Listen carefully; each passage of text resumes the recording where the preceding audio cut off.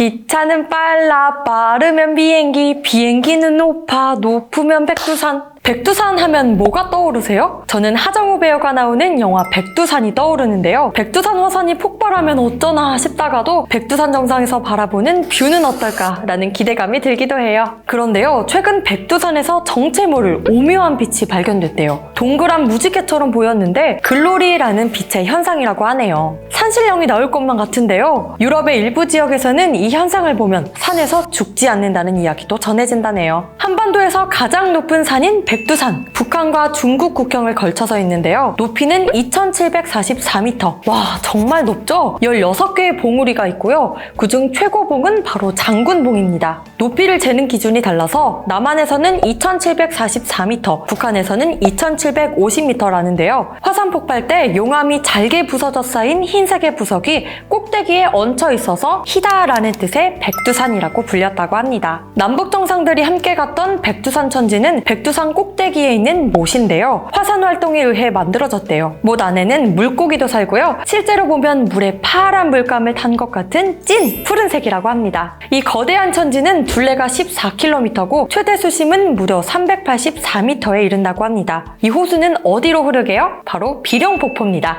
중국 쪽으로 흐르고 있어서 장백폭포라고도 불리는데요. 용이 날아갈 듯한 형상을 띠고 있다고 해요. 한반도의 기본 산줄기인 백두대간, 단군 신화의 무대로 묘사되기도 하죠. 그래서인지 백두산은 예로부터 영산으로 여겨졌는데요. 일제강점기 때는 항일의 전승지기도 했죠. 북한에선 백두혈동이라는 말이 있듯 백두산에 더욱 특별한 의미를 부여해 왔는데요. 이들에게 백두산은 혁명의 성산이라고 합니다. 무튼 남북한 모두에서 민족의 영산으로 여기는 산인 백두산, 앞으로는 평화의 산으로 불릴 수 있을까요? 백두산 이야기 자꾸 하니까 한번 오르고 싶지 않으세요? 백두산 관광 코스는 동서남북 4곳인데요. 1992년 한중 수교가 이뤄진 뒤 중국에서 들어가는 북파, 서파, 남파 코스로 백두산 관광을 할 수 있게 됐어요. 동쪽은 북한 쪽에서 올라가는 코스로 아직까지는 갈 수 없어요. 그래도 북한은 꾸준히 백두산과 삼지연군의 관광 산업을 개발 중인데요. 백두산 방문객들이 이용할 수 있는 스키장과 호텔, 온천 등을 조성했습니다. 뿐만 아니라 철도 노선 사업에도 뛰어들었는데요. 지난 2019년에는 양강도 해산시와 삼지연군을 연결하는 철도를 개통했대요. 특히나 백두산 관광을 위해 꼭 필요한 해당 노선은 김정은 위원장이 직접 공사 현장을 방문해 빠른 완공을 독려할 정도로 각별한 관심을 쏟았던 지역이라고 합니다. 2018년 문재인 대통령과 김정은 위원장이 천지까지 내려가서 물에 손을 담근 적이 있잖아요. 사실 저는 백두산에 대해 관심이 그리 많지 않다가 이 장면을 보고 백두산이 너무 궁금해졌거든요. 저도 갈 수만 있다면 중국이 아닌 우리 쪽으로 백두산을 등반하고 싶어요. 그런 날이 올 때까지 저희 연통TV와 함께 하시죠.